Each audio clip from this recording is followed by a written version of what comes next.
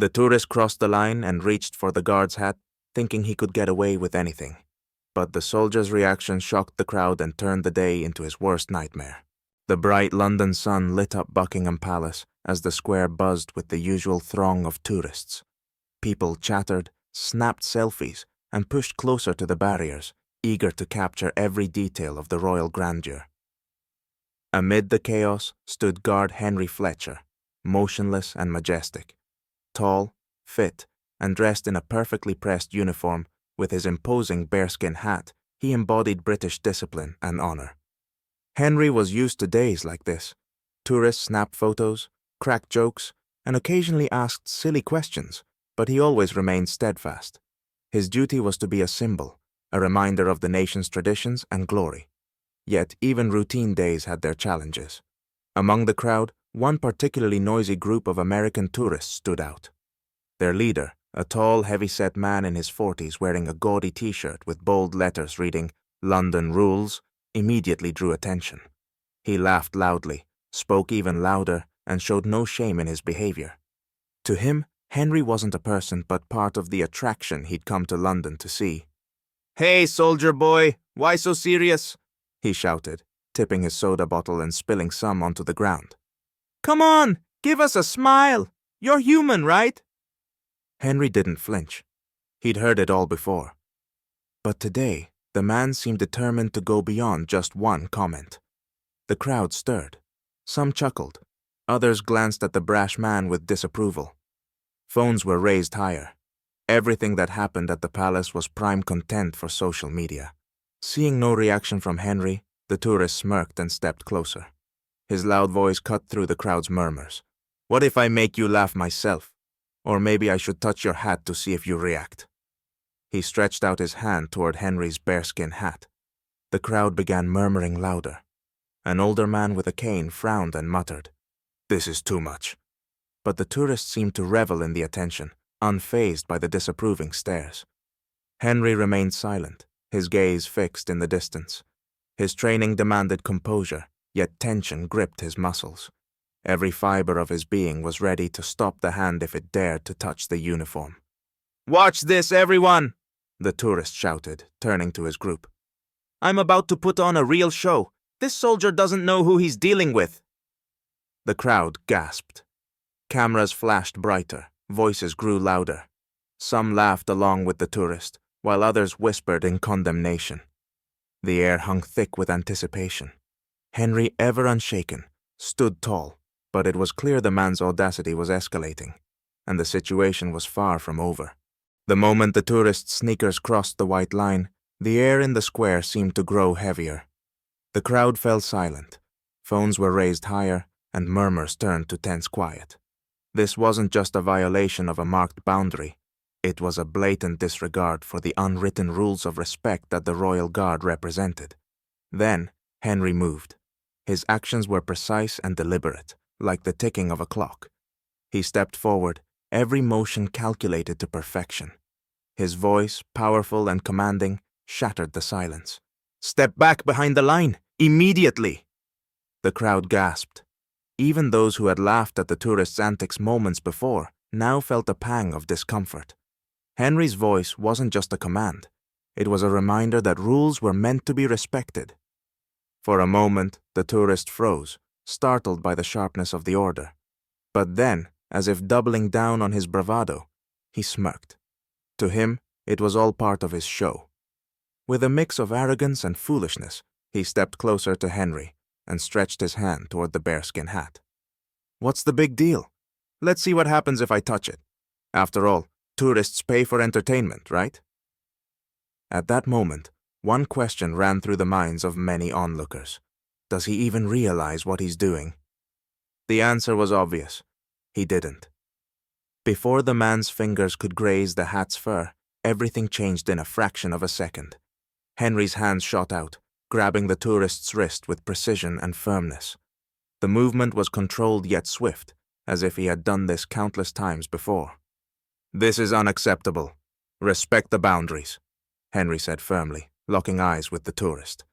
The tourist's bravado evaporated. His eyes, once glinting with cocky confidence, now looked dull and unsure.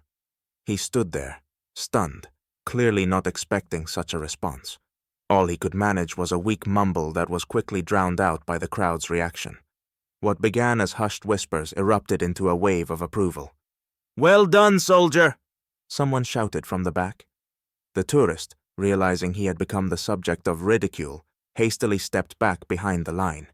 His face flushed red, and panic flickered in his eyes. What he'd hoped would be a moment of glory had turned into sheer humiliation. Henry adjusted his uniform and returned to his post, standing tall and looking ahead as if nothing had happened. But the crowd's applause and cheers lingered long after. For the tourists gathered there, one thing was now abundantly clear. They weren't just looking at a guard, they were witnessing a person who embodied the strength of tradition and the dignity of duty. The tourist, who just moments ago puffed out his chest like a triumphant victor, now looked as if he'd been caught in the middle of an unexpected storm. His face flushed crimson, and his once confident arms flailed awkwardly, unsure where to go. He forced a strained smile, hoping a poorly timed joke might salvage the situation. "Oh, okay, I was just joking. I didn't think it was that serious," he said, spreading his hands defensively. His voice was higher than usual, almost pleading. But no one laughed. The crowd, which had giggled at his earlier antics, now stood in silence. Disapproving stares bore into his back. Even his own friends, who had initially egged him on, avoided his gaze. One of them hastily switched their phone to video mode, clearly deciding it was safer to be a spectator than an accomplice to the embarrassment. A security officer stepped forward. A tall man in a sharp navy blue uniform, who had been silently observing with an expression as unmoving as stone, now walked toward the tourist with an eerie calmness. His voice, low and commanding, sliced through the tension. "Sir, you have violated the rules and disrespected a member of the Royal Guard. I must ask you to leave this area immediately." The crowd stirred. Someone murmured, "Serves him right." A few others nodded approvingly. The officer didn't need to shout. His tone carried enough weight to make even the boldest feel small. Okay," the tourist mumbled, stepping back. "I'm leaving. No problem." He glanced back at the crowd, searching for even one sympathetic face. But there were none. Even his friends feigned detachment. One suddenly seemed engrossed in the display of a nearby souvenir stand, while another studied the ground with exaggerated focus. The tourist threw his hands up in a final attempt to save face. "It's just a misunderstanding. I was only joking," he said, though his voice lacked conviction. The crowd, which had earlier been divided between amusement and disapproval, now acted as one. Applause broke out. A few even whistled. A young woman in the front row shouted, "That's how it's done! Respect other people's traditions!" The tourist's humiliation hit its peak. His face, now red from ear to ear, betrayed his desperation as he turned and quickly fled the palace grounds. The crowd erupted into laughter and clapping, but this time the applause wasn't for him. It was for the guard, Henry. "Good job, soldier! We've got your back!" someone shouted. Henry, as always, remained unshaken. Even after such an incident, he allowed neither a word nor a glance to disrupt his professionalism. With the subtlest motion, he adjusted his bearskin hat and resumed his post, standing as resolutely as if nothing had happened. An older man with a cane, who had earlier muttered his disapproval of the tourist, now looked around proudly and declared, "This is the kind of person we should respect. That man is a true pride of Britain." His words were met with a rumble of agreement, and someone even started chanting, "Guard! Guard!" Meanwhile, a new kind of activity took over the crowd. Phones were whipped out, and people eagerly reviewed their videos, quickly uploading them to social media. One of the first posts read, "Arrogant tourist gets what he deserves from the British Guard."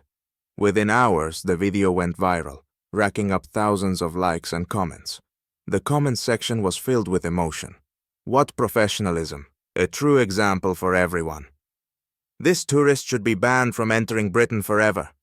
Way to go, Henry. We're proud of guards like you." Henry, meanwhile, continued his duty. His face remained as focused and composed as ever. But those who observed him closely might have caught a faint, fleeting movement at the corners of his mouth. a slight, almost imperceptible smile. It lasted only a second, but it conveyed everything: pride, satisfaction, and perhaps a hint of gratitude for the crowd's support. In that moment, Henry realized his efforts weren't in vain. The traditions he protected still held meaning. Even in a world where cameras often mattered more than memories, and likes replaced genuine words, people could still recognize the grandeur of the authentic.